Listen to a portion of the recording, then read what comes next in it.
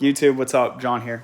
So I want to do a video about diet and finance. So I'm not a nutritional expert. If you want diet advice, you can go somewhere else. I'll tell you what I'm doing.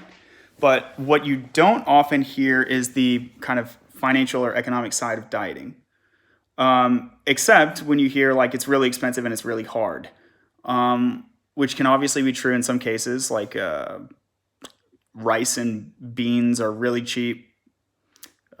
Like fast food is fairly cheap, but you know what? Fast food adds up and rice and beans aren't that bad for you. So it really depends how you do some stuff. Time value of money is huge here. So I make six figures. So if I have to spend an hour shopping for food and cooking, that is really expensive if I'm doing a correct economic analysis. People who work at Walmart, and I'm not knocking on this, I used to work at Walmart, but if you're making 10 bucks an hour or less, then it's relatively intelligent for you to cook for yourself instead of getting someone else to cook for you. The diet that I'm on right now, it's the second time I've done it this year. It works really well for me. That's called Whole30. It has really stringent requirements. And so I have to be like picky about ingredients, and it's kind of hard to cook for it. So it would take me a lot of time. And so what I do is I use like a food delivery service where they can do Whole30 for you. And that's smart for me because of my time value of money. If my time value of money was lower, it would not be smart for me to pay this much for food delivery. I would want to go to the grocery store and cook, or use Instacart, have the groceries delivered to me, and cook. So the one that I recommend is called Factor 75. It's like $9 a meal. And it's like not the only one. There's some other options. Territory is really great. But Territory at $9 a meal, you're going to be getting their snack size. I think Territory arguably tastes better, but their snack size is small. And and the Factor 75 portions are much larger. And if you want to get like a whole meal size with Territory, it's more. It's like $12 or something. I don't know. So Factor 75 is kind of the best one for Whole30.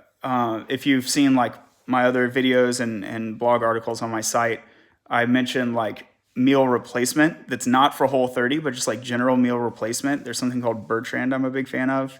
In UK, there's a product called Huel, which is a little bit lower quality, but it is cheaper and it's still pretty good. In the US, we have Soylent. Once upon a time, it was high quality, but the quality has really fallen off. They're putting Splenda and just garbage ingredients in there now. But it's even cheaper and it's arguably tastes better. So depending on your preference for actual health versus flavor.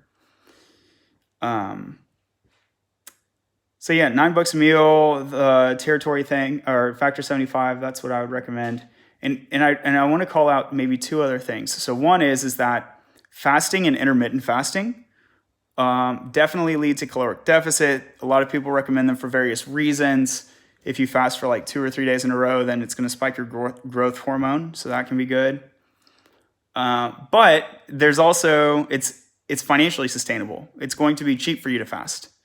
So even folks who are lower income, if they're suffering with weight problems, and this does happen because often cheap food is not very healthy food, you can still exercise fasting, either like straight up fasting, like water fasting, or intermittent fasting, which is like, I think, a euphemism for like skipping breakfast, but it'll save you money. And so this is like an extrinsic motivation that makes those kind of sustainable. Even though like diets are hard to sustain, right? Like, ew, I don't like eating this food. But if someone's kind of paying you, that's like a non-dietary way to make it sustainable and reinforce your behavior to stick with it. So that's one. And here's another one is whenever we talk about like money and how can I save money, one is like quit going to Starbucks so much. So this is not like a lower income problem, but like middle class and upper class folks, like Starbucks is a problem for a lot of people in those categories. But if you're on Whole30 or certain other diets, but Whole30 is one example, you can't have dairy. So like there go lattes, right? You can't have added sugar. Fun fact, at Starbucks, even the coconut milk and I think the almond milk have added sugar. So like there goes all that. So basically what you're left, and even the egg bites, right? The egg bites have a little bit of cheese in them. So even like the white egg bites. So I'm sorry if I ruined that for you, but like I was like, at least I can get the egg bites, right? It's like, no. You can get bananas and black coffee. And at that point, it's almost like why? And you can also get tea, unsweet tea without lemonade. But then for someone like me, and then I think a lot of people in middle and upper classes, if you're working at a corporation, they have like free coffee and or free tea. It's almost like, why am I even going to Starbucks at this point? Or you can just make it at your house. Like the attraction of Starbucks for most people is not black coffee.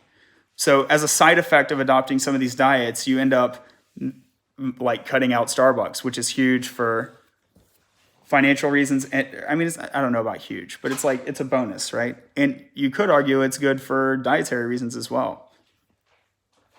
So there's this nice harmony that I wanted to call out there. So summarize, there's 3 points. One is like if your time value of money is high, then check out something like Factor 75 or Territory, or perhaps Instacart if it's sort of a middling time value of money. And then if your time value of money is relatively low, if you have a low hourly wage, cook. Second tip is like check out intermittent fasting and fasting, both for the dietary perks as well as the financial perks. And then the third tip is, depending on the diet, you could have these positive financial side effects like cutting out Starbucks, which is a win-win for health and financial reasons. So I just wanted to give you that economic perspective. A lot of people out there talking about diets from a nutritional perspective. I'm not an expert there. Check with your nutritionist or whatever, but those are some of the financial things to consider, and that might help you stick with a diet if it's not super expensive to stick with, and arguably you could be getting paid to stick with that diet. See you later.